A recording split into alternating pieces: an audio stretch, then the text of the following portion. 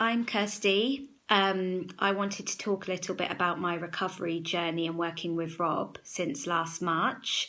I would like to give some tips for anybody that's struggling currently, who may be where I was on my journey 2 years ago or even 1 year ago.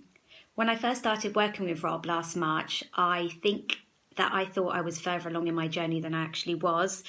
I was, I suppose, high functioning, holding down a high pressure job, exercising, holding down a relationship, socializing, exercising. People around me probably didn't realize that I was still suffering the way I was.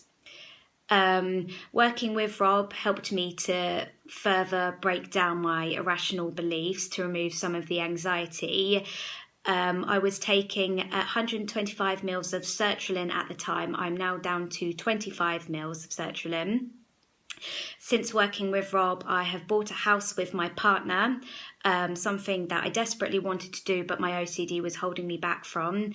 And I'm looking at a career change from a job that I actually haven't been hugely happy in for quite some time, but because of my OCD and believing I wasn't good enough, people only wanted to employ me because I was nice, not because I was actually any good. Things like that have been holding me back. Facing a big fear of mine is just the process of looking at other jobs that I could potentially do. I wanted to give some tips that have helped me along my OCD recovery journey. The first one is timelines. When I first started working with Rob, because I was high functioning, I thought it wouldn't take me more than 6 months to get back up to the level that a normal person would be. Of course, the more you put pressures on yourself and beat yourself up over not being fully recovered, the more OCD will push against you. Accepting where you are right now is a big part of recovery, whether that's in the midst of the struggles, slightly further along, or on the brink of being fully recovered. It's accepting where you are. Another point I wanted to mention was recovery is a journey, it's a process. You're not going to get it right every time. And while you're not getting it right every week with your approach, your therapist may not either, whether that's OCD coach, therapist, Rob, whoever it may be. You're working together to work out the best approaches for you. What has worked for other people may not be exactly the right formula for you.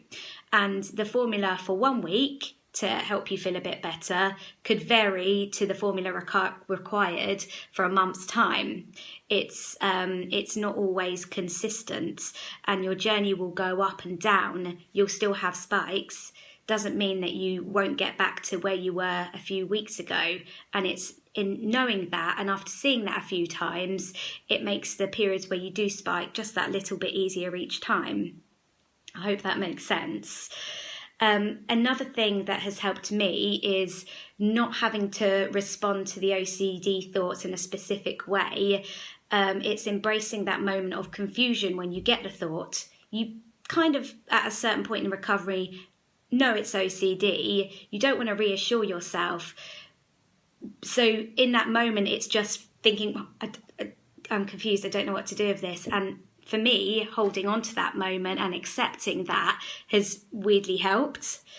The group therapy offered by OCD Recovery has been a big game changer for me. I felt very lonely and isolated before I joined the WhatsApp group and before I started doing group therapy. Just being able to speak to other OCD sufferers, you can really see similarities in the thought processes going on, and giving them advice helps to kind of further embed the new beliefs and behaviours for yourself as well.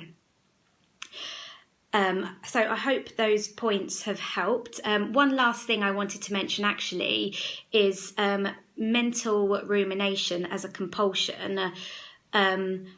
Personally, for me, I was aware that I was performing compulsions in my mind with my ruminations, but I just couldn't stop it. So another thing that helped me was stop trying to work out what was and what wasn't a mental compulsion. If you're not sure, again, it's embracing that confusion and kind of stepping back and trying to observe the mental ruminations. Don't get stuck into it and encourage it, but where you can't stop it, don't try to stop it. that really helps. But again, it's a process that happens over a period of time. I hope those points have helped, and I want to I hope everybody's doing reasonably okay.